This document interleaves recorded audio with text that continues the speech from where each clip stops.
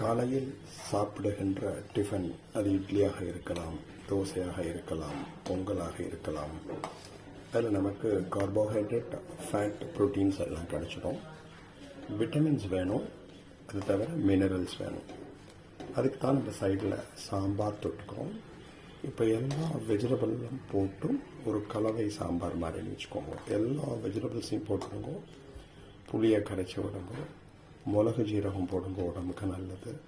சாம்பார் பொடி வச்சுட்டு அதை போடுங்க. போட்டு நல்லா கொதிக்க வச்சு வெந்த அப்புறமா இட்லிக்கோ, தோசைக்கோ, பொங்கலுக்கோ, இடியாப்பத்துக்கோ நம்ம தொட்டு இதை சாப்பிட்டோன்னா அவ்வளோ டேஸ்டியாக இருக்கும்.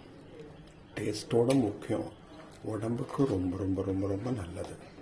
So mixed vegetable sambar nutritious, நம்ம ஹெல்த்தியாக இருக்கணும்னா இதை சாப்பிடுங்க.